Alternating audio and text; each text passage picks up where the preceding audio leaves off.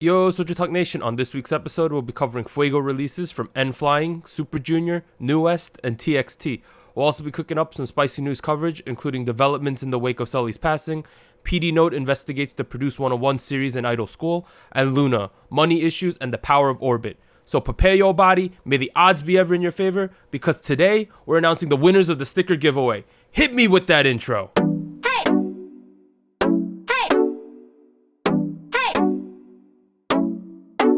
Hey, what's up everyone? This is SojuTalk, your weekly shot of K-pop. We're coming at you with a super spicy episode 57, and we're recording on Monday, October 21st, 2019. I'm Doug, and joining me today, we got Warren. Hey, what's up everybody? And Anita. Hello. And as a quick reminder, leave us feedback and questions at SojuTalkPodcast@gmail.com. Subscribe to the SojuTalk YouTube channel. Follow the SojuTalk Instagram. Join the SojuTalk Discord and be a part of the SojuTalk Nation. Links down below. All right. Before we get to the sticker giveaway, of course, we've been covering Queendom lately. Our breakdown of episode 8 should be out by the time you're watching this. So go check that out. That's on YouTube. There was 3 performances and they gave out some rankings this week. So it was finally not a filler episode. But that's all I got to say about that. Check it out on YouTube. Sticker giveaway time, y'all. Here we go. All right. Okay, a lot of people applied for this sticker giveaway. So the winners on Discord, it's being announced on Discord. It is, by this time, it's already announced there. So go check Discord, I guess, if you have all the notifications done. Maybe you won over there. I have DM'd you, though, if you did win there. But on YouTube, 5 winners on YouTube. Okay, the 5 winners of the SojuTalk sticker giveaway are, I think this is Bagel Piad, Jennifer Lee, Sansuke Wan, Lindsay McLean, and Galaxy Lioner. So congratulations to them. Congratulations, everybody. Please either DM me on Instagram, Discord, or email us at SojuTalkPodcast@gmail.com with proof, like a screenshot that it's your account, so we can get your name and mailing address and get you your stickers. Woo! Yes. Lastly, another big announcement. Because of the nation's overwhelming positive response to our stickers, we have decided to open them up for purchase at cost. Yay. So that means you can Everybody purchase gets some a stickers sticker. pretty much about the same price we're paying for it with some shipping. So this is going to be starting next week. During episode 58, we'll have more details because I need some time to process the 10 winners. I don't want to get swamped too quickly, but more details and instructions during episode 58. So get hyped, SojuTalk Nation. Woo. Lastly, final announcements. We are happy to announce that we are now partnered with the K-pop Singing Discord server. The K-pop Singing Discord welcomes all K-pop fans and singers alike with karaoke events and especially giveaways. With over 8,500 members, the K-pop Singing Discord is the place to be if you love K-pop and have a passion for showing off your vocals. Link to the K-pop Singing Discord server can be found down below in the video's description. They got so many people. I know, right? Oh my god. But shout out to them. I have been lurking a little bit there. It's a good time. I didn't know people did this, but it's pretty interesting. It's like karaoke 24/7. Ooh. Interesting. Check it Maybe you out. should go sing. Yeah. Oh, maybe. But now let's get into the meat of the podcast. And if you're a vegan, not the meat of the podcast, but The beans of the podcast. okay, whatever. But in terms of the big new releases from this week, October 15th, N.Flying came out with Good Bomb. On October 17th, Thursday, Super Junior gave us a super clap. On October 21st, today, Monday, we had New West with Love Me and TXT with Runaway. But let's start at the top with N.Flying's Good Bomb. Good bomb. Okay, so a thing I'm going to start doing is I'm going to be giving like one-liners for each of the songs. All right. Like a description. All right. This one, lighthearted band Chill Fest. Okay. Chillfest. Yeah. Chill Fest, like that. right? Chill That Fest. kind of fits this. So there's okay. So first thing, the title, Good Bomb. That's a lot. That's some Korean and English mixing right there, right? You got good English, bomb is night. So pretty much this song should be called Good Night. Like let's be straight up. Nah. We Koreans, we like to be international. We like to mix up languages. I say good bomb every now and then to my parents. But N.Flying, FNC Entertainment debuted in May of 2015. Last songs were Spring Memories, the surprise hit Rooftop, and Like a Flower. They have 2 music show wins so far. This was this was a chill fest. This song, right? Like It was nice Straight though. up. I really liked it. It was a very Korean song. It's like, Really? it's like alternative pop. It's definitely like indie pop-ish, but it has that Korean indie vibe. You know, It does. I'll give you that. Yeah, I don't see Maroon 5 doing this or Panic at the no. Disco doing this. No. It's one of those things. It's like, yeah, it's a good song. It's not a song that's gonna make them like explode. Do you know what I mean? It's just like a solid chill song. Probably not. Yeah. Although Rooftops is sort of in that same category too, and that just randomly blew up. So hard to say actually. See, I feel like these songs have like a good.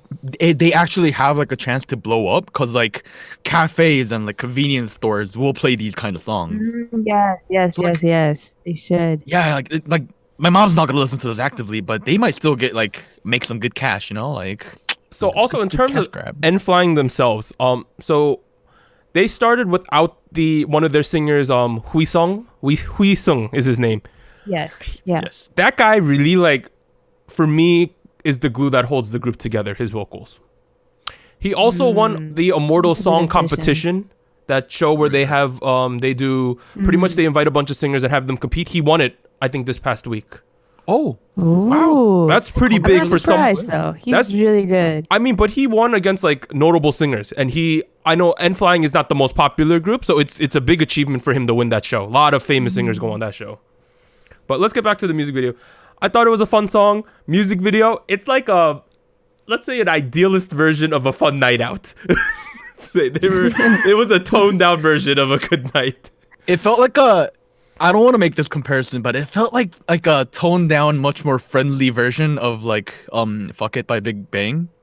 The way they're dressed and what they're doing and what, do you know what I'm saying? I can see that. I can see that. I mean, that being said, I thought it was fun. N.Flying, I really like N.Flying as a group. Shout out to Hot Potato. Anita and I really like that song. We talk about this quite often. This is way better than Hot Potato. Overall, it's just up there. It's up there. It's just a fun song, fun music video. Nothing too heavy though. You know what I mean? Like, it's nice. Yeah, I would just say overall, all right, pretty good song. You know what I mean? Yeah, it was a pretty good song. It wasn't too memorable, but it was nice. Yeah, pleasant to listen to. And I don't think they were going for like a all-time grade A banger with this song anyway. I don't think that was what they were going for. But I mean, does anyone else have anything else to say? That was weird, but Yahoo. Okay. That's their album title name. Okay, but now let's move on. Super Junior, Super Clap. Okay, so SM Entertainment debut November 2005, so they're in their like 14th year. Wow. 14th or 15th year. Last 3 songs: Otra Vez, Lo Siento, Black Suit. 57 music show win, and this music video was delayed because of Sulli's passing, as she was a member of SM Entertainment. So the one liner for me: veteran funk fiesta. These allegories. Fiesta? I don't know. It was a fiesta for me. I mean, okay. The thing that threw me off the most was just the styling of everyone, like the highlighter yellow, the purple eyebrows. I have this in my notes. Everything. Mm-hmm. It's a little interesting, but the song itself was really good. I really liked it. It wasn't anything like super crazy. Okay, Anita's having a little bit issues of her Wi-Fi. I don't know if she cut off there or she's still here. I'm here. Oh, she's here? Okay, we good. She's here. She was done speaking. I also comment purple eyebrows, highlighter hair. That was in my notes. They make K-pop look so easy. Like, I know their experience. I know obviously. I know their dance move in the chorus wasn't the most like crazy or difficult thing ever, but it was exactly fitting for the song they did. And my theme with a lot of songs this week is that they're not trying too hard. Do you know what I mean? Like, yeah, I feel that compared to the songs that have come out in the last couple months, hyper aggressive songs, right? Like, I like that this week. All of the songs this week, they're not trying like to be like go hard in the paint. You know what I mean? They're trying to like fit a matching concept with a relaxed theme, fun songs. I kind of like that switch up this week. I do like that too, because we've had a lot of anthem-y songs. Yes. With like a lot of brass, and I actually do dislike brassy songs, but at the same time, I was getting exhausted, you know? Like I was like, guys, it's fall, we gotta chill. And then Super Clap is like I feel like a good mix between that anthemy like thing where everybody can like get lit to, but at the same time it's like chill. You know what? I think when I first heard it, like the first time around, I got like Devil vibes, like from Super Junior, their previous song release. So it's not like super hype, like high paced song, but it still feels like groovy. Like there's something there that you can bop to. So I that's what I got from this as well. Super Junior always has that like I don't know, because when I think of Super Junior, I think of like Sorry, Bonamana, like Mina, that kind of stuff. Like pre-2011, those ages. And they always have that funk, you know? Like, and I feel like this kind of embodies that as well. Like this was what you're talking about. This was super catchy, though. This was so catchy. This is one of my favorite songs of the last, like, 3 months. Let's be real here. Oh, It is. This and another one of the songs coming at the bottom. I'm sure a lot of you can guess what that is. But I want to commend Super Junior. They have the most loyalty to each other and the group out of like anyone. Like, let's be real here. They are 14 years into their career, right? As Super Junior. They have made a ton of money, right? Like, let's be real. They don't need to do Super Junior if they didn't want to. Well, okay, some members don't. Okay, some members. Okay, like a third of the group. Siwon and Ituk do not need to be doing this on paper, but they like to do this, and I'm happy that they do this still. Yeah, I mean, I think it's been a long road with Super Junior, because I mean the members you see right now are not the members that debuted. Of course. With them at the beginning, so there's been some changes, but I think at the end of the day, the members like being in the group, or they like that's the point I'm trying to get at. Being with each other, so I appreciate that. I mean, imagine like the average shelf life of relatively popular groups is 7 years, right? That's like the 7th year is the cursed year, right? They're on 14, dude, and they still doing stuff. That says a lot. Yeah, that says a lot. Shout outs to everyone that's remaining. Yeah. That sounds like that's a loaded statement. That was loaded. No, like, because I don't particularly love how certain members left. Of course, of course. The guy who got married and the guy who drunk drove and all that, you know. But besides that, I love these guys. Shout outs to Kyuhyun. Yeah, Kyuhyun. There wasn't a lot of Heechul in the video because you know that's a busy man as well. But I really like the as a closing note. That dance in the chorus, simple but effective. That was overall though, I thought this was a great song. But now let's move on to one of the first of the 2 releases from this week. So from today. So NU'EST's Love Me. So NU'EST is from Pledis. They debuted March 2012, but then they had that resurgence after Produce Season 2. Their last songs were Bet Bet, Universe, Help Me, 8 Music Show wins so far. For me, the one-liner is slick, suave, and subtle.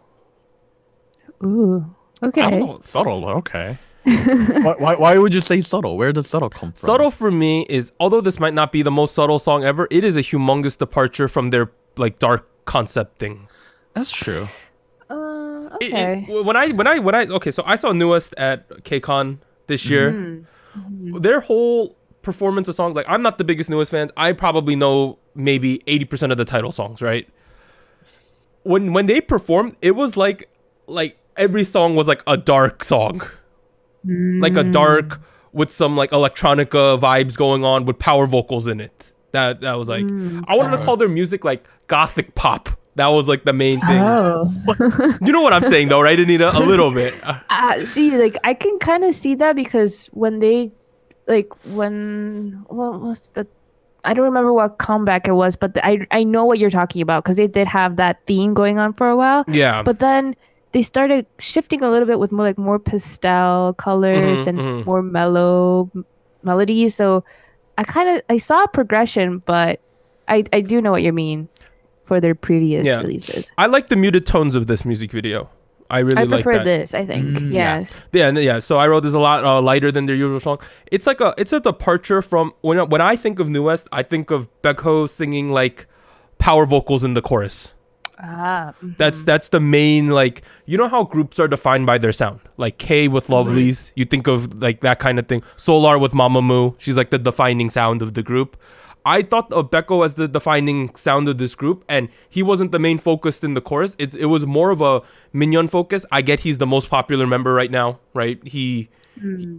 And it's a good thing that, and but it did work for me. I was just a little, I was like, oh, Newest is going this direction this time. That was my overall impression. I definitely feel, because I was kind of on the same line when I was watching this music video, because I feel like they're definitely like prepping to go into like, they're already kind of going into their second phase, right? Like, because they came back from Produce and like they're big again. And now Mignon's back. That's the right. change. So I feel like they're definitely going in this new direction with like a new sound that's a lot more approachable. This is Plittis, right? Like Plittis is definitely like, all right, we need to make money off of these kids because they're our main source of income right now, along with 17. Yeah.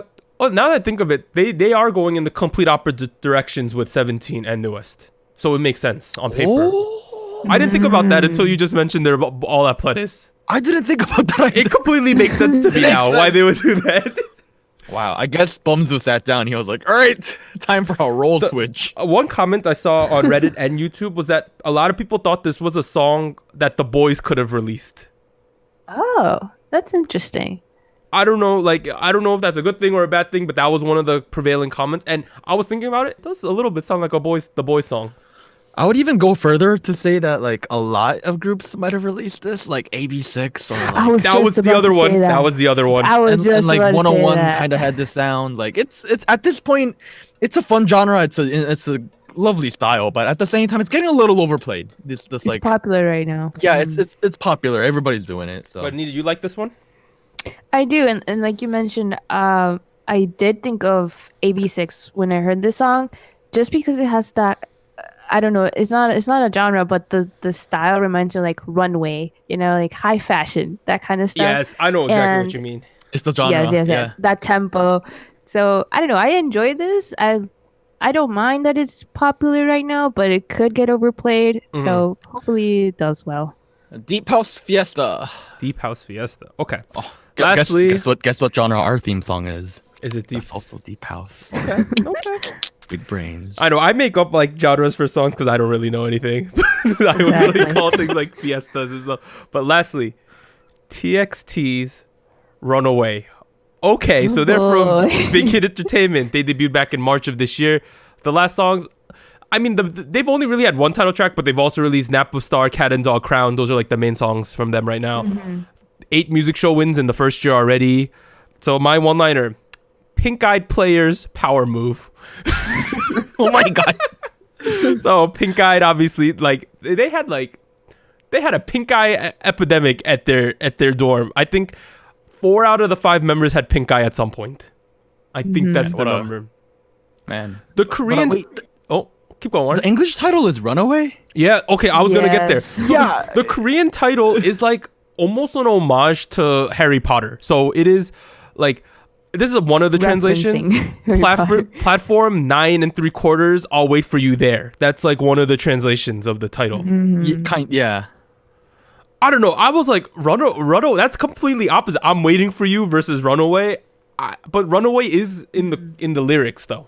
So Right. I mean, the vibe I got was that they're running away into magical world. yeah. Okay. This was like Harry Potter. This music video. A lot of this. Yeah. Yeah. It was A lot. heavily influenced by Harry Potter. But I wasn't particularly paying attention to the lyrics, but they were referencing they were saying stuff like wands here they and there. said bibbidi bobbidi. They incorporated it into the lyrics. Good sir. But Oh boy. this certified fuego bop, in my opinion.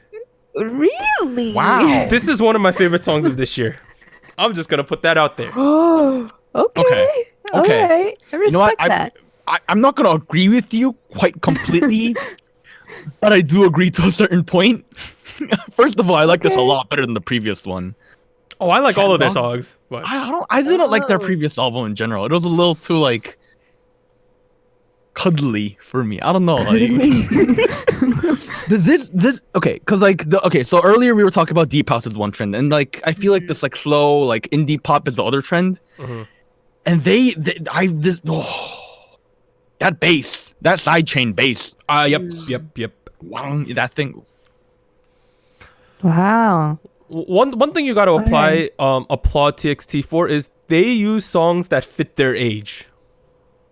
That's I would true. say Yes. they fit. They know their lane and they're gonna hit that lane hard. Mm. I think out of all the groups right now, TXT is the best group at utilizing the amount of members they have to the maximum.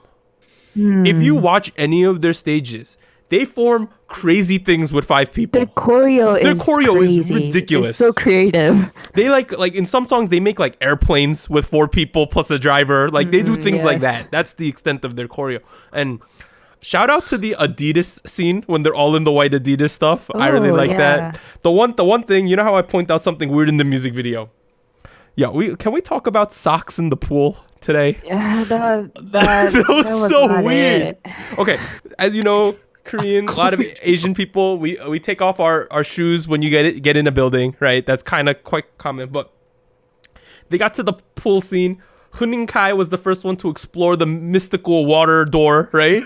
They did a close-up on him putting his foot in a sock in the water. Yeah, that was kind of weird. Yeah. And then at this point they were wearing shoes because then they panned back to the whole group, the rest of the members. After Kai's like, yo, get in here.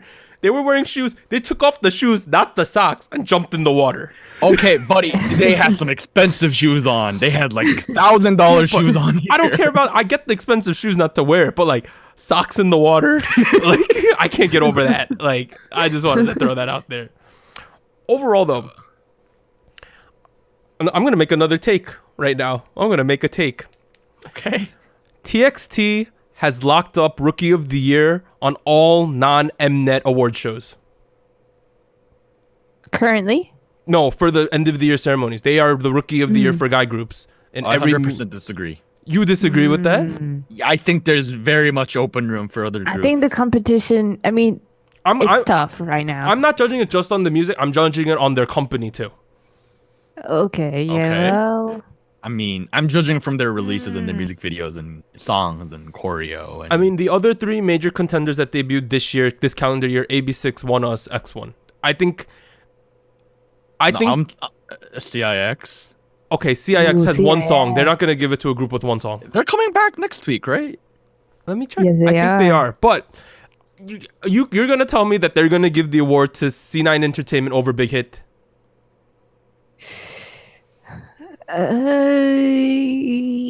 Probably not.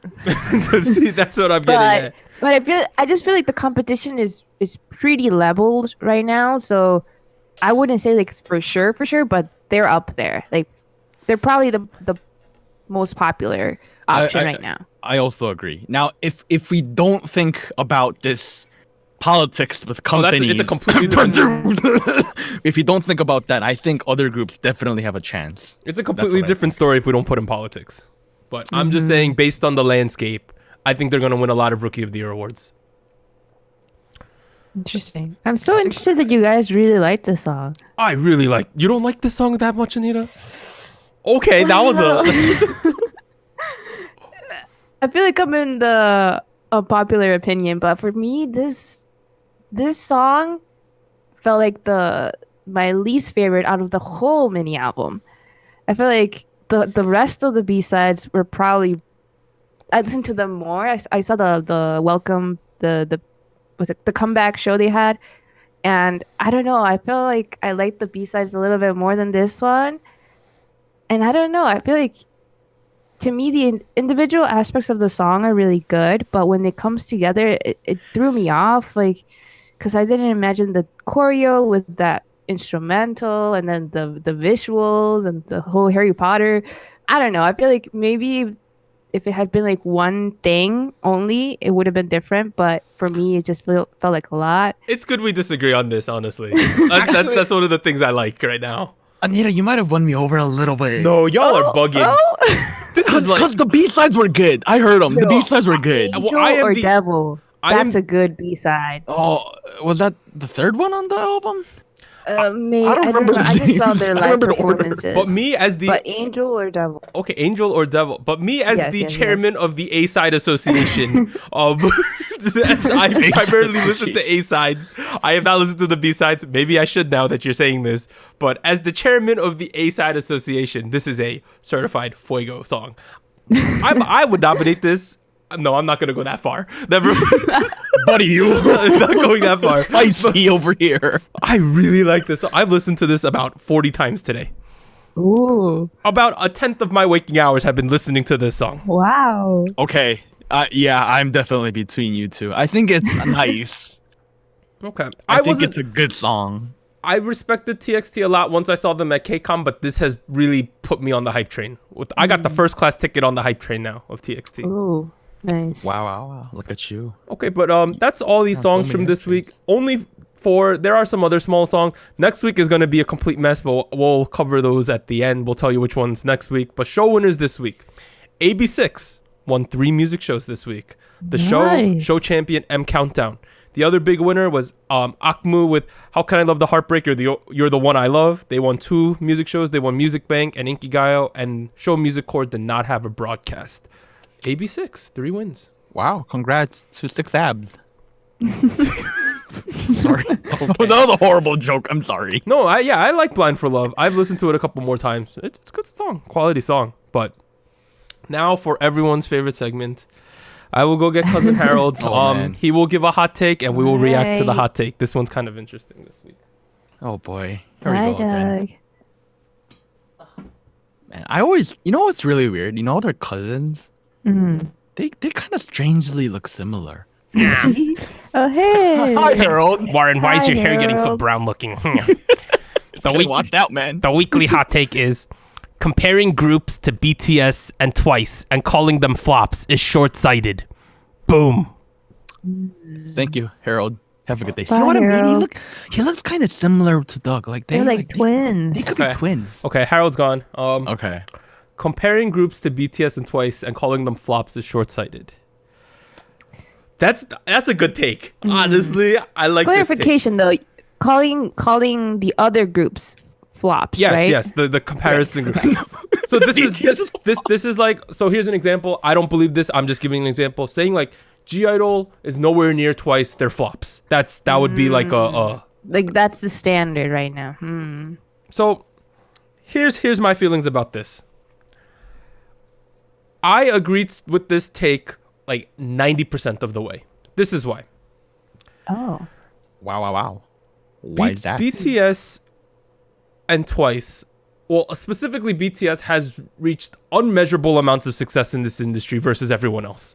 Like, compared to every modern group, maybe EXO a little bit, but on an international scale, they completely blow them out of the water, right? Like, that's a fair statement to be made. Comparing anyone to that group is like, it's so different levels to this game. Do you know what I mean? But my overall feeling about this take is groups can be successful without being the number one group. That's my overall feeling about it. I think too often people are like, if you're not number one, you have failed. I see that a lot from people. I just feel like sometimes being number one or like being like the next BTS is kind of subjective, because I feel like you could be really, really successful domestically, but maybe not successful internationally, but still like you're doing good, but like you're not having world tours like BTS. So I don't know. I feel like I would agree with Doug on this. Yeah. I think this happens a lot more. Well, it happens with BTS and Twice kind of equally. But here's like my example of this, right? Okay, so I'm going to use a non-K-pop example. Michael Jordan and LeBron James are probably the 2 best basketball players of all time, arguably. There are like many other Hall of Famers who are not at their level, but you would no way consider them as bad players because they're Hall of Famers. Right. That's how I kind of think about this. Like, if you think about, let's say, put a group here. Okay. Let's say Red Velvet, right? I know sometimes I bring them up just because it's a good comparison, because people always compare Red Velvet and Twice. Is Red Velvet as widely successful as Twice? No. But is Red Velvet an all-time great group? Probably. I would say so. Right? They're like a top 10 girl group of all time. And when people say like Red Velvet's a flop because they haven't beaten twice, that's so short-sighted. It's not a competition. It's not a competition. Like, I think it's fine Yes. that you use the top two groups, BTS and Twice, as a measuring stick to see like how close they've gotten. But to call someone a flop is like ridiculous. For me, a flop is more or less a group that, I don't like using the word flop, but it's like a group that should have done better than they actually did is more of a flop. But you're just comparing them to themselves, right? Yeah, Like, you're their comparing them to their potential. own expectations for the group. Right. Like if you Okay. think I of agree with that. if you think of a group, so let's say G-Friend, right? G-Friend is from a small company. They cannot compete with Twice on like a big budget standpoint. They objectively cannot. Your G-Friend has been so successful relative to where they should have been in their careers because they were from a no-name company, right? Mm-hmm. To call them a flop would be taking nothing into account as to what they've done with their success. I agree. See, that was you just basically explained everything I was going to say. Okay, sorry, I got really like worked up about this. So I was thinking about it. I didn't want to stop you because you seemed very into it. Here's the thing: 'cause K-pop is a business. Yes, It's a business. is. At the end of the day, it's business. This isn't art 100%. This is business, guys. So it comes down to this: like, how much profit are we making out of the investment? Right. Each group, if you're making like if you're making 100, investment and you're getting only 10 profit out of it, that's a flop. Yeah. That's a flop right there. I mean, you're losing money. Yes. But if you're investing 10 and getting 20 out of it, that's a big success. So that's what I think it comes down to. Now, if Twice, for example, Twice is obviously making lots of cash, but if they weren't, because they spend enough money to make that much money, I would argue maybe Twice isn't as successful as we think. Same goes for Red Velvet, same goes for Blackpink, Yeah. IZ*ONE, Lariaria. and it's expectations based on the company they're into. Right, Completely right. based on that. But at the same time, I'm gonna take a little bit of a devil's advocate here, Okay. Yeah.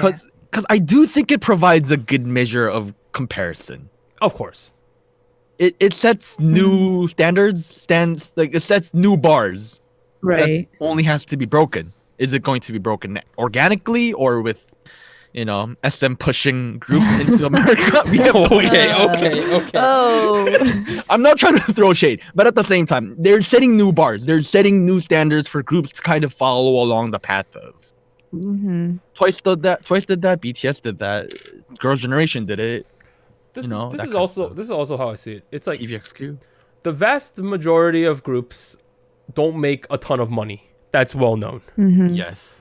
Because there's a bunch of factors, but one of the main factors is that the Korean market is so much smaller relative to other markets. That's one of the main reasons. But it's like, for me, I weigh success of a group based on expectations, right? Like I said before, where are you from? What are we expecting you to do? And also longevity and financial viability. What I mean by that is, if you're from a small company, right, and you exceed moderate success and you're able to do comebacks every year and they look like the company is still building you up a little, that's a successful group, in my opinion. The problem is, I'm gonna bring up a group because they're over and we can talk about them. Although you shouldn't speak bad of the dead, but let's just go there. I knew you were going to mention that group. I was going So to. Pristin, let's talk about Pristin. Pristin dear. is from Pledis, right? Pledis failed them as a group. That's the objective. Yes. Pledis is like a top 5 to 7 company in Korea. Very recognizable, yeah. Very recognizable. With that kind of company and that initial push they got, they should have succeeded a lot more. I think maybe their limit was like low tier of the top tier of girl groups, right? Maybe winning 2 or 3 music shows every comeback. I thought maybe that was their peak, their probable peak. The fact that they didn't get there, would I consider them a flop? Yes, but it's more that the company flopped, not them. Because it's not their fault. I don't think it's ever the artist's fault. Mismanagement. Yeah. Also, when people call them flops, sometimes they're referencing like the artist. It's more you should be saying that the company flopped. That's one thing I would like to say. I mean, occasionally. I'm not gonna say who and when. And which Okay, group, well, there's but some times where members do things that affect the group. But yes. overall, the story generally with K-pop is like companies either do well by the members or do bad by the members. That's the overwhelming storylines I see with K-pop. I also want to mention one more thing. Like, I know this is gonna kind of contradict kind of everything we've said earlier, but I did say K-pop is a business, but at the same time, yeah, it's a little bit of art. And sometimes if the group, even if the group didn't do so well in terms of revenues, I would still consider them a big success if they make really good music. Yeah, like impact. Yeah. Like FX, for instance, or yes, I agree. Like, what else is there? I'm struggling to think. I know this, God, but you guys know what I'm saying. Like, yeah. There's certain groups out there who, yes, are not gonna be as successful as the other groups, but they, they make experimental. They push boundaries in terms of like popular music and what defines popular music, and that's also success, if you ask me. Here's another thing. This is my final point. It's completely different than what we're talking about. It's who is calling these people flops. Haters. You know what I'm saying? Like, that's a whole other discussion with haters. There's a lot of people. Well, there's not a lot of people, but there's a small group of individuals. The haters, people who aggressively stand one group but want to push everyone else down. Right? Those sometimes stand Twitter. People come out of there like that. That's commonplace. Scary there. At least on the Western side, that's where most of that kind of thing happens. Oh no, in Korea too. Don't worry. It's like scary in general. K-pop is a business where if one group eats, we all eat because it's expanding the market. There's more market share there. Yes. It is not worth your time and effort to like hate on other groups, because overall success of all groups is what builds and allows your favorite groups to become successful. Wow. Right? That's low-key kind of deep, yeah. It's true though. Yes. Like, people don't. Let's be kind to each other. Some people don't like BTS because they're the number one group. They're huge. They're all over the place. Too much exposure to them. But at the same time, we got to be thankful that BTS is breaking down these barriers, forging into like unknown territory, because it allows for K-pop as a genre to grow.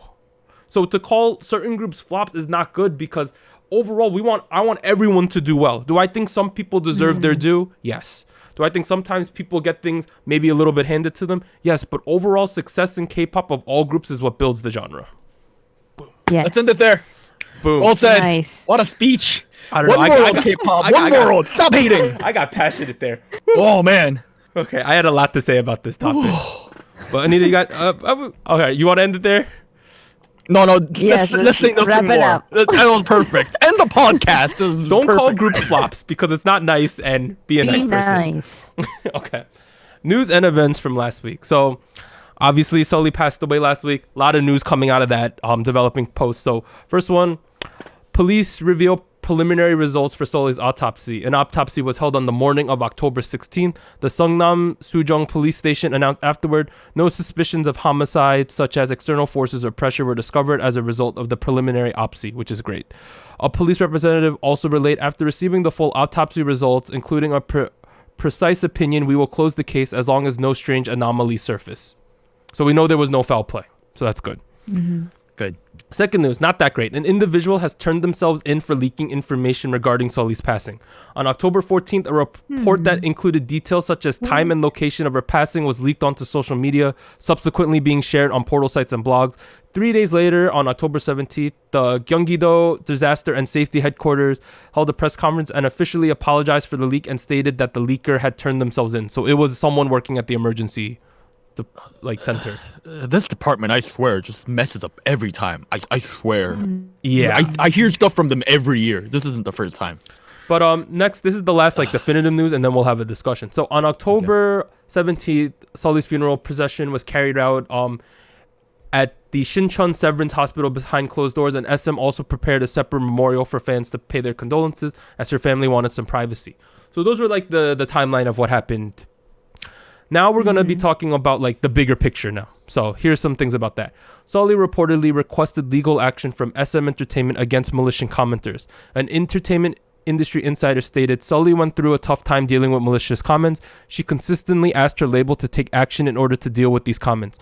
Though SM did announce that they'd be taking legal action against malicious commenters in 2018, the label later revealed that the IP addresses of the users were oftentimes registered in a foreign country or had been created temporarily just for the sake of leaving malicious comments, which made it difficult to track the users.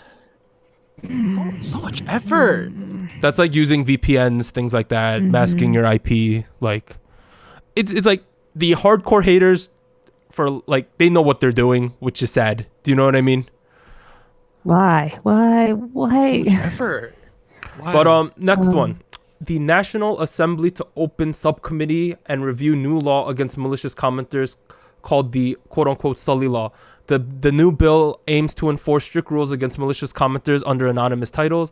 The report states that the bill was proposed by 9 members of the National Assembly, which is the Korean governing body. Approximately 100 organizations and approximately 200 celebrities who have either had experience receiving malicious commenters or were colleagues with Sulli will be supporting the bill. The bill will be officially brought to table on the 49th day after Sulli's passing in early December at the National Assembly Memorial Hall. Pretty big, but the bigger discussion is with the next one. Korean citizens start a national petition to have netizens use legal names in response to her passing. Okay, there was also a poll saying that should people have to use their legal names, and there was 502 adults who answered, and about 70% answered yes.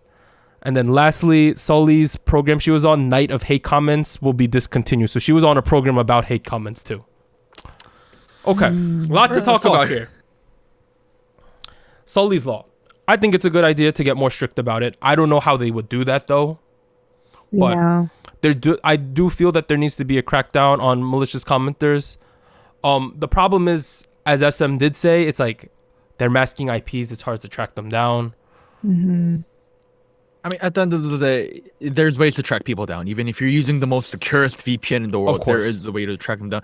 And second of all, I also want to kind of look at certain platforms on the internet because they don't really necessarily do a good job of taking down hate comments from the platform they should side. moderate. Yeah. Like Naver is kind of famous for doing this, and I know that these koreabo.com and all those sites usually use Nate and Naver comments as like to kind of quote what netizens think, but realistically people will comment anything they want on Naver because that is a wild hot mess over there, and Naver just lets it happen because it honestly generates more traffic.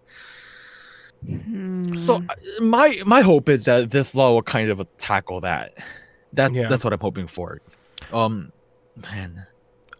In terms of you got more, Warren? Yeah, I just wanted to add that it's kind of unlikely that the law will pass, to be honest.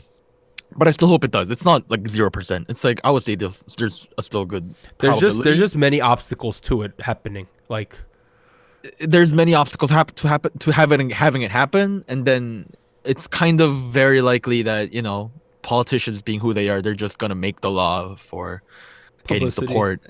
Right. In terms of people wanting netizens to use their legal names, that's not gonna happen. There's humongous implications with freedom of speech there, where you are entitled to an opinion, and I get the intent. The intent makes sense. I do think the 70% of netizens voting yes, obviously they're influenced by their emotions at the current situation. I wouldn't say obviously, but they are influenced to a degree by what has happened. I would actually disagree because I think it's very probable for it to happen. Really? Okay. Because in a lot of Korean sites, and it's become a lot better recently in the past like 5 years or so, but there was a time when you signed up to websites, you always had to provide your actual legal name and then your social security number. Yeah, because that's how and then you have to verify yourself through a cell phone registered under your name. So if they want to, honestly, there's nothing blocking them. There were websites in the past that did this, but my point of discussion is this actually gonna help? It's gonna. I would think it does good and bad. Here's why. Okay. Because I'm also speaking from a American standpoint where freedom of speech is a big deal for us, right? Right. I think the good and bad of it is, number one, if there's more accountability, people will do less bad things. That's obvious. Hopefully. The bad thing though is it allows for not only I think it would reduce the amount of targeting of via hate, but at the same time, when trolls don't agree with someone else's comment, they'll know who wrote it then, and that could open up another can of worms. That's another issue, and that's what I thought would deter people from leaving hate comments. But then there's Facebook, where That's true. everybody is kind of using their actual names, and if you go into certain, especially because in Korea there's like a huge socially there's this huge gender issue going on with like radical political movements, and it's there's a lot of very malicious comments coming from both ends, and it's very difficult to kind of watch people writing things attached with their own name. It's so I don't know if it's gonna help, to be honest with you guys. I feel like the only way that anything works is if there are repercussions, isn't it? Like if someone can sue you and be like, "Hey, you said this about me, and this affected me personally. I want you to be punished." Like if there's something, maybe people would stop because there's that real fear, like, "Oh, I'm actually gonna face consequences." But if there's not, No, that's already there. It's That's also the thing. it also has to do with visibility. This is a big question. Like if there are like forums behind many like logins and stuff, you could type whatever the hell you want. No one's gonna know, right? The main issue that I think people want to tackle these days is on like the artists or other celebrities' personal SNS where they can see it. That's like the big thing. But kind of going back to what Anita said, there's already kind of a big set of repercussions. could it be bigger? Like I don't know. I just feel like something has to change. I think I just don't know from what end. Knowing how easygoing the Korean law tends to be, I don't think the punishments are gonna get worse. I mean, I do think. Okay, keep on.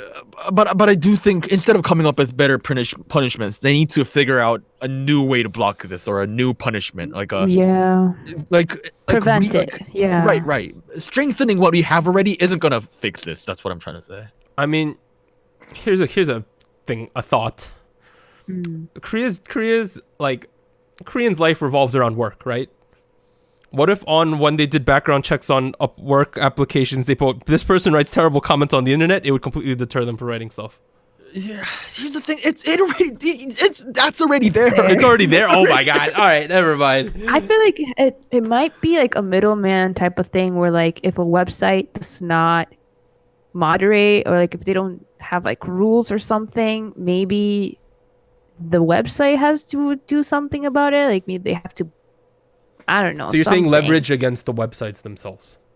Maybe. I don't know. I feel like the main places we're finding these bad things is specifically Instagram. Not to throw out Instagram under the bus, but that's where a lot of these hate comments and stuff have been, at least from a Western audience standpoint. Because that's the primary way where people have interactions with celebrities.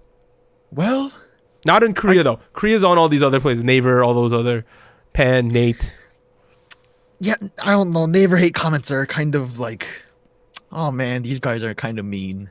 This is the difference I'm saying. If you comment something on Naver, unless the artist is looking it up, they're probably not gonna see it unless they're looking them. That's also true. But if you their own personal Instagram, they're gonna see stuff. That was the point I was trying to make with that. That's also true. Overall, though, really messy. Can we all just be better people? So love all groups. Exactly. And treat everyone nicely. We got two lessons for today. Okay. Let's be loving people. All right, let's move on. Love and PD peace. Notebook investigates the Produce 101 series and Idol School. This is like low-key being swept under the rug a little bit. This was a big deal. Yeah. PD Notebook is an investigative journalism program similar to 60 Minutes in the United States. This episode, which was broadcasted on October 15th, examines survival programs produced by CJ E&M, including Mnet's 2018 program Idol School and the Produce 101 series. They dropped some bombs about the two shows. So the first one, Idol School, we'll break them up into the two things. So Idol School, let's talk about that first. Lee Hae-in and other contestants from Idol School first sat down for an interview with PD Notebook.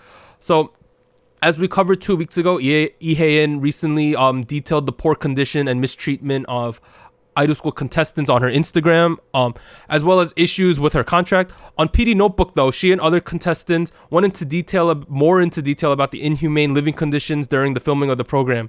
This included lack of food and nutrition, unlivable conditions, extremely long work hours with minors being present as young as 12 years old, and almost no freedom.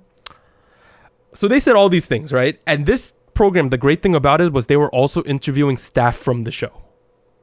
Wow. So they interviewed a producer from Idol School who refuted their claims by saying the contestants had been eating very well to the point that we were concerned with them gaining weight. What? What? When asked about allegations of the rankings of the show being manipulated, he said, another source said, I'm not sure exactly what happened because I wasn't in charge of it and I don't believe there was manipulation. However, all contestants who are active on social media, there's a video in English by a girl named Jessica Lee, who was one of the contestants. Everything that's coming out from the contestants is backing up what they're saying. Everything. Not one contestant has said they're lying or that we were treated well. No one is. Interesting. Big oof. Big oof. Mnet. There was like big oof. There was things like during Idol School, they lived them in like pretty much like military barracks style where they all were sleeping in one room. That was, everybody said it was basically a barrack that's pink themed. Apparently that was built like a week before the show was there, so there was like tons of dust and people were getting like skin diseases and stuff. Oh my god. Like it was rough.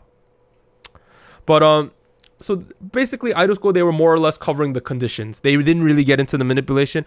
Produce X 101. Oh my goodness, did they drop bombshells about this show.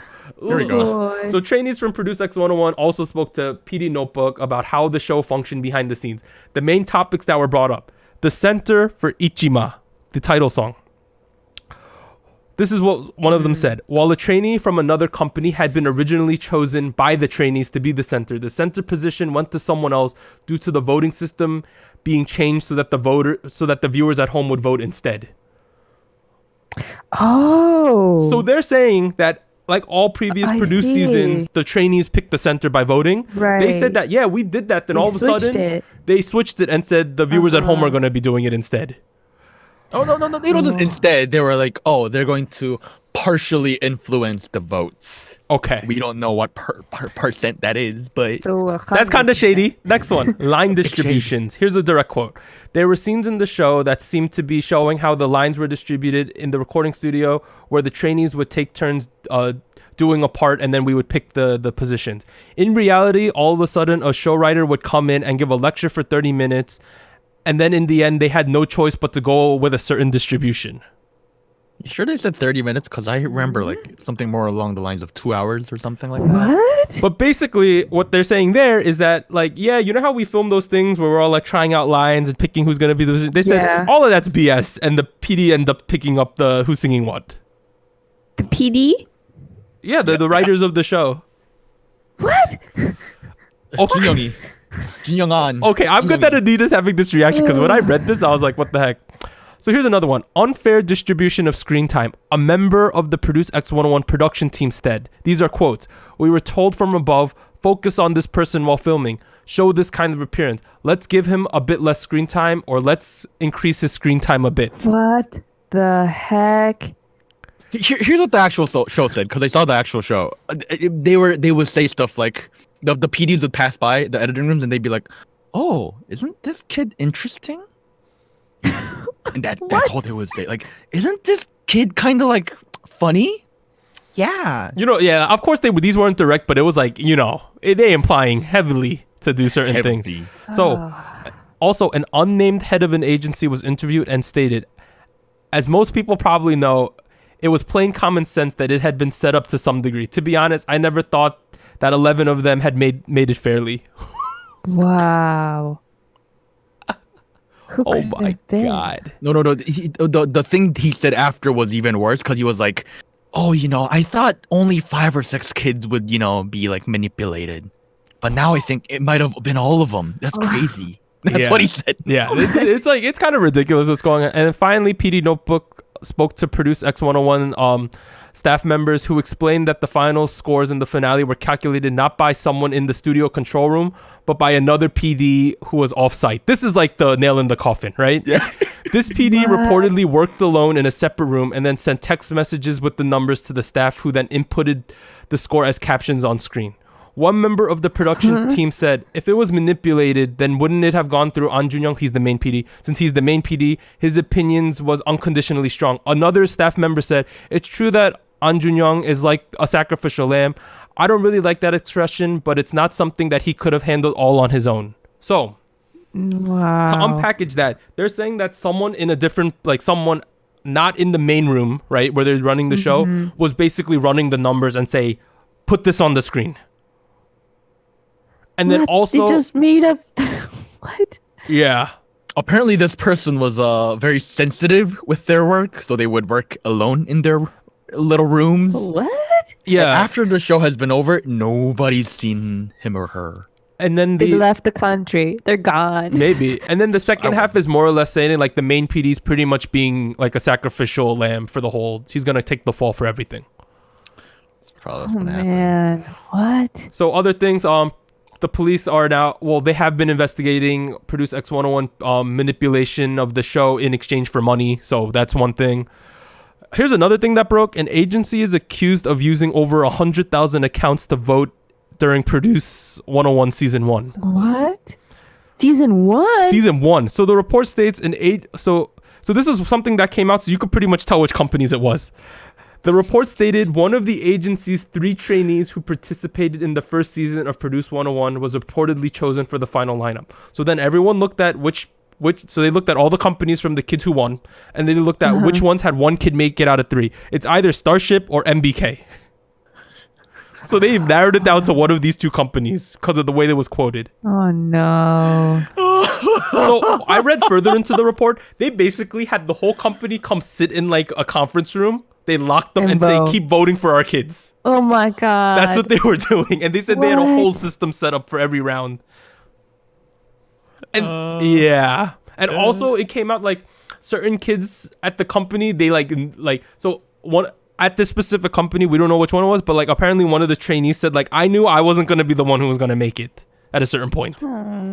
He was a Willem kid, and he was sitting. He was among the top. left, something. right? Yeah, and then he was like, "Oh, I'm not too surprised I didn't make it." I Yeah, know I that was wasn't gonna another make it." thing that came out. But Yeah. the crazy thing is Mnet is going to be airing a new survival program. It's sort of like Oh, yeah, teen I rapper, heard. but it's going to be called Teen Singer amongst all this news. I mean, they got a profit. I mean, Man. Okay, here's the thing, right? there's so much stuff to unpack. Let's be real. We knew there was some sort of staging, There was some, something. a level of manipulation in there. Come on, we all knew that, but like, this is a whole new level. Like, we're just like, buddy. Worse than I thought, honestly. A It's lot like a- worse. It's like a party that never stops. We just keep dancing and I want dancing. to stop. I'm like, I don't want to dance no more. Turn the lights off. Stop I- playing the music. Warren, was this PD Notebook? It was a big deal, Yeah, it was a somewhat a big deal. but it was more or less just confirming what people thought, right? pretty much. Honestly, it didn't drop. It didn't produce any 100% organic new crazy information, but it basically confirmed a lot of what we were thinking. It gave us pretty cool witnesses from the trainee, and now my mom and dad know about the whole thing, so that's pretty cool too, right? Like, A bigger audience. yes, they were like, "Warren, this PD Notebook show has that show you were watching a little while ago. Didn't you watch that show Produce? It's today's episode about that. Come watch." Oh my god. But let's move on to some like good and bad news. Bad than good is the right order. So this is called Luna, Okay. Money Issues and the Power of Orbit. Okay, here we go. Polaris Entertainment ordered by courts to pay compensation in case related to Luna. So according to reports, Polaris Entertainment and its CEO Lee Jong-myung have been ordered by the Seoul Central District Court to pay Donuts, which is a Japanese IT company, 360 million won, which is about $300,000 in guarantees and damages. So this is what happened. In 2017, Polaris teamed out with this company Donuts to begin the project Girl Group Luna, and the agency received about 400 million won, so about $340,000 from the company as a deposit to lease a space. So they were using they wanted money so that they can lease a certain building. I'm assuming it might be their Okay, main company on. The suit was filed after Polaris Entertainment only returned 40 million won, or approximately $33,000 US, out of the 360 million won owed. So this was more like a loan situation, right? Where okay. Polaris needed some funding. So Polaris is the overgroup of BlackBerry Creative. That's how this whole thing works. So Donuts also reportedly invested 3.5 billion won, or $3 million United States, $3 million into Luna on the condition that they appear on their live stream broadcast platform, My Live. The condition was not fulfilled as only one member appeared, not the whole group, and Donuts will be preparing another lawsuit to try to recoup their investment. $3 million. Oh my god. Polaris Entertainment has stated that the agency has not received their deposit back, so this was in relation to the first thing, and they are planning to return it once the company has received it themselves. On the agency not fulfilling their promise to have Luna appear on the broadcast platform and the lawsuit that might be filed, Polaris stated, the lawsuit regarding this matter is still ongoing and the outcome will be determined in the courts. Okay. Now we know where all that money came from. I mean, Oh. the Luna project was like $8 million, I think, something 8 point something It's million. expensive. This is coming at a weird time because Luna hasn't come back in 200 something days. And fans are quite worried about them as a group. As a new fan, I'm quite worried about. So this was why r/unpopular K-pop was blowing up about Luna. Okay. Oh man. Yeah, so the two things, right? The first thing was like, we're going to lend you some money so you could get a building, right? Yeah. $400,000 is a lot of money, but at least that's not massive. The second thing was like, we're going to invest $3 million as a whole. You want that back too. That's a lot of money. Where did they get that money? Dang. It's an IT company. I'm sure they make tons of money. Okay, so this is the bad thing. Now let's talk about the good. Luna becomes third K-pop girl group to get #1 spot on iTunes US album chart. Wow. In reaction to all the bad news, Orbit trended the hashtag Save Luna on Twitter. Fans and not fans decided to help out by buying their albums on iTunes to raise money. This caused the group's second mini album, I'm going to be calling it XX, to launch to the top spot of the US iTunes album chart. They beat Taylor Swift out for #1. Wow. They now join Destiny's Child, Pussycat Dolls, Little Mix, Fifth Harmony, Red Velvet, and Twice as the 7th girl group and the 3rd K-pop girl group to achieve this feat. Wow. Nice. Yeah, but good. This is good. Yeah. It's good, but so also they're doing a stream party to get them more income. So they're streaming specific music videos. There's a list online, you can find it. If you're watching today, if you're watching on Wednesday the 23rd, everyone is streaming Vivi's "Every Day I Love You," which is her solo song. That's a great song. My favorite song. Okay. I will stream. There we go. But Warren and I talk about Luna behind the scenes, and we're like, what is the money looking like, right? That's like our main conversation about them, other than who we like the best. But like, we always wonder, like, how is this money like not $8 million, and they don't get comebacks lately, even though they've had like 20 something music videos in the front end. I'll be very frank. Mm-hmm. A lot of K fans have already been talking about this for a while, because a lot have already considered Luna a flop a year ago. Using that F word, man, the flop word. I know it's. I never said they're a flop. I said a bunch of other people thought they were a flop. I don't think they're a flop. I think it's a little too early to make the judgment at the moment. What I'm trying to say is, yes, they're in danger, and what they're trying to do is cute, to be honest. Orbits buying album, like stream parties. It's honestly really. What do you think there's? Oh no, it's gonna help. No, I'm not saying it's not gonna help. Jesus Christ, no. I think they're doing what they can, and it really does kind of touch my heart. I'm not gonna lie. Here's the thing. Honestly, all you can do. That's troubling. They released that's what I'm trying to get at. Yeah. It's a little troubling. They released the teaser for the next like concept / album Burn back in like March or April, in the spring. I don't know exactly when. March, April, May, something like that, right? People think that the song was supposed to come out in like August. It didn't happen. The main thing you see on like r/Una is people like, when are we gonna get this comeback? Like, when is Burn gonna happen? There's people like, I see speculation all the time, like, it's gonna happen next month, guys. we're gonna get the teaser soon. Hold on, it never comes. That's what worries me. People think now. A lot of people like. There's a lot of posts are like, just accept that's not gonna happen this calendar year. That's not good. That's really bad. Because I'm pretty sure Butterfly came out in February. March or February. That was a while ago, dude. Yeah. Not this year? No, that's February. not February. February. Yeah, no, it should have dropped. The burn should have dropped, guys. Things are not in the green light right now. It's concerning. As like a relatively new Luna fan, I'm terribly concerned right now. Man. Me and my sticker over here are terribly concerned. I mean, I have hope. I am sure BBC or Polaris, for that matter, is going to try to generate money, profits, revenue through another manner. And while I do believe that the stream parties and own purchases will help, you watch out for that. And when that happens, y'all better start spending money. Yeah. Yeah. Y'all better work extra hours to spend money if you want to see this. We're going, guys. Like, as a preview for next week, one of our main discussions next week will be on like money specifically. So we can talk about this kind of stuff next week. All right, sounds good. Oh boy. But let's get into our quick takes. There's some interesting ones. Mina delights fans with a surprise appearance at Twice's 4th anniversary fan meet. During the event, Gio also mentioned that the group was supposed to only appear as 8 members, but Mina came up to them and said that she wanted to join the event to celebrate with both the members and the fans. Company officials have stated that Mina's participation in future events will be largely dependent on her condition, and it will undergo through deliberation within Twice as a group. Other members reassured that their priority at the moment is Mina's full recovery. So good news there.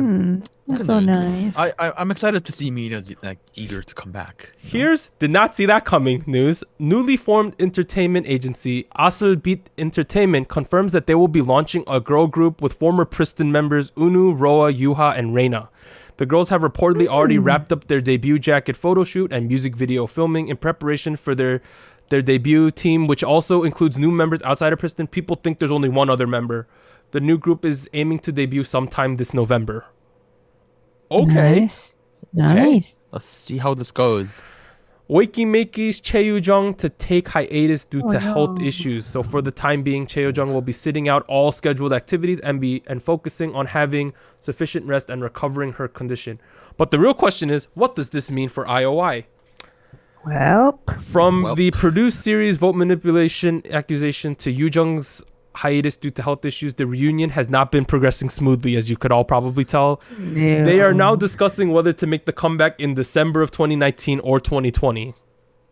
That's not good. You know what? At least they haven't canceled it. Look at the bright side, yeah. I hope Yoojung gets better real soon. Yeah. 2 more little ones. So police state intention to wrap up cases involving YG and Seungri within the month. So these are the gambling and money trials that are going on. Well, not trials, investigations that are going on. Lastly, G-Dragon is going to be discharged from the military this week. Oh, wow. Oh. Is he the man to come save YG Entertainment? We will have to find out. We'll find out. Comebacks and releases for next week. Oh my god. Okay, let me list these. Lineup. October 22nd, Tuesday, Day 6. October 23rd, Wednesday, CIX. Yeah. On the 25th, Friday, Guhara, Sunny Hill. We got some veterans. Ooh. Well, actually, 25th. Which one is that? 25th. Oh, okay. 25th is the Friday. On the 26th, Saturday, we're getting Jessica, former Girls' Generation member. Oh. October 28th, Monday, Monsta X, Brown Eye Girls, Taeyeon. Dang. Man, these are some big names. We gonna be covering 1, 2, minimum 5, if not more. It's gonna be a lot of music next week. Maybe we should just do like a 2-hour special. Split up the episode. Maybe, but confirmed comeback news. Pakbom via Queendom, October 25th. I think all of those groups are dropping stuff, so we'll have to see. Right. There's a new group called Bois the Capo. So they're debuting on October 29th. It's a brand new music unit project, and it consists of former Produce X101 contestants Shihun, Sungjun, and Junghwan. Eric Nam on October 30th. Yubin from formerly of Wonder Girls at the end of October. GOT7 November 4th. Hyuna P Nation debut November 5th. Also, Edon is also coming out at the same exact day on November 5th. He is now going by the name Just Dawn, and it's his solo debut. Not Just Dawn, it's literally just Dawn. No E anymore. The word Dawn. Just Dawn. Cosmic Girls, Uju Sonyo, mid-November. And finally, IU postponed the release of her mini album Love Poem following Sulli's passing. So she basically said that it will be a little bit delayed, and it was scheduled for November 1st. Oh boy. State of the Nation. So much. So much. Lim Kim. All right. She drops this song called Yellow. Oh my god, that song, Jesus Warren, Christ. what do you think of this song, Lim Kim's Yellow? I didn't finish listening to it because I just couldn't. That bad? Oh dang. No, it's just like I don't think it's bad or good or anything. I just don't like the way she uses her voice. Here's Very the experimental. It's experimental and strange, but one thing that I found problematic was that they're releasing vlogs of like the making, and it seems like this concept change you would think would be like she's changed as a person, right? But from the vlogs I saw, she's just normal Lim Kim, just trying something weird. I mean, let her do what she wants to do. I mean, a lot of K-pop She can do that. is like that though. So Yeah. that song On and Off, well, the song by On and Off called Why, the one where I was like, I wish we had Yes. some choreo. They've been dropping like a million different special versions of it with dancing. It's good. It's that song with the trumpets, Warren. Great song. Okay. I'll Yeah, so check out those ones. Queendom, we'll be talking about that. This last episode was very good.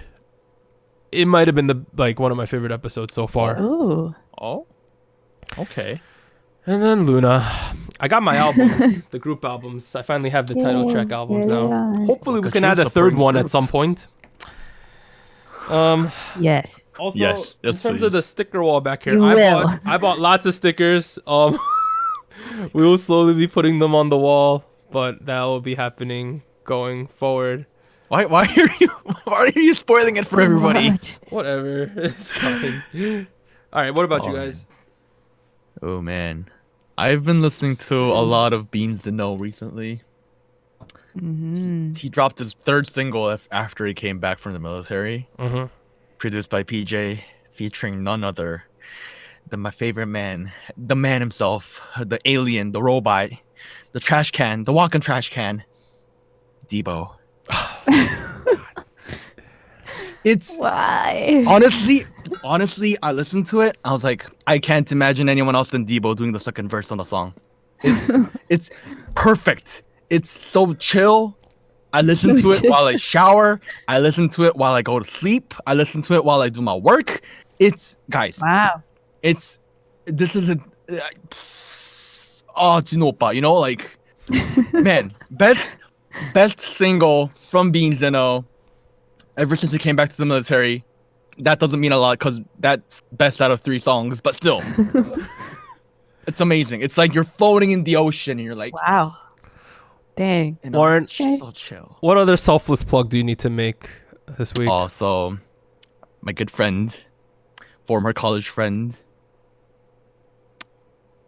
Kenny JD, decided to drop an album, an EP. And she hit me up a while ago. She was like, yo, you know, that one beat on your SoundCloud, I dig it.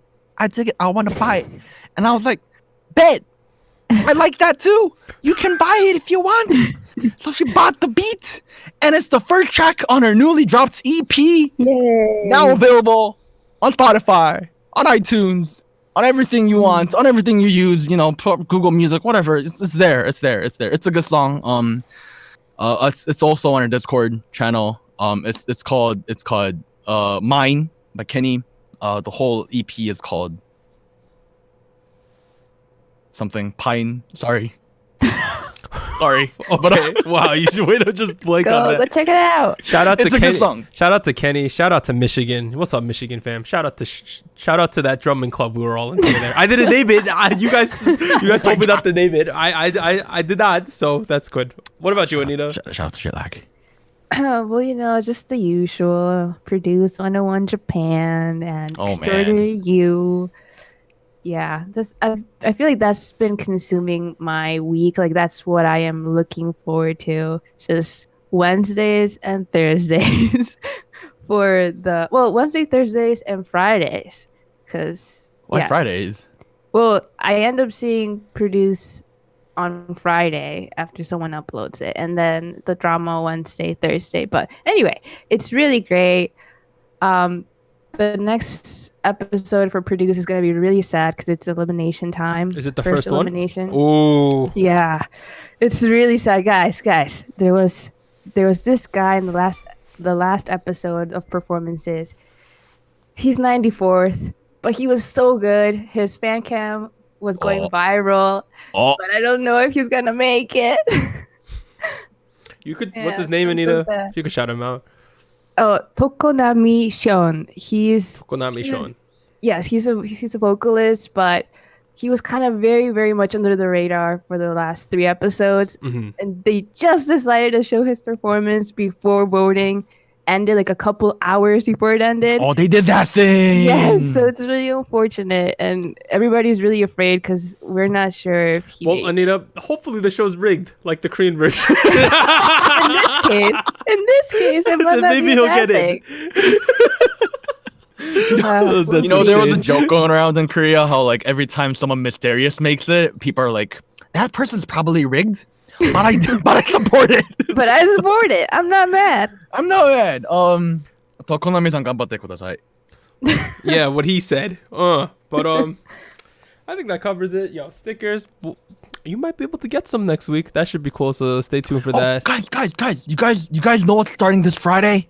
You guys know? What? You guys know I shouted out Gyuhyun earlier today? Oh, okay. I know what's going. This new Journey to the West season 7 Homecoming is coming soon. Guys, it's great. Gonna be great. I like it. Yeah. So what Warren said is there's a show called Journey to the New West that Kyuhyun will be on. It's coming out on Friday. Funny. Check it out. They subbed that show relatively fast. Subs come out by Sunday, so check that out on all your places you watch. Honestly, the funniest variety in Korea right now. Ji-won's in it. Mino's in Yes. it. Mino. No. Pio's in it. Pio's in it too. But Big man Kangwon. this has been SojuTalk, your weekly shot at K-pop. I'm Doug. I'd like to thank Warren and Anita for joining me today. Please leave us feedback and questions at SojuTalkPodcast@gmail.com. Subscribe to the SojuTalk YouTube channel. Follow the SojuTalk Instagram. Join the SojuTalk Discord. And be a part of the SojuTalk Nation. Links down below. If you won those stickers, I'm reminding you, please DM me so I can get you your stickers. Mm-hmm. But we will see you all next week when we cover like a gajillion songs. Bye. Bye-bye.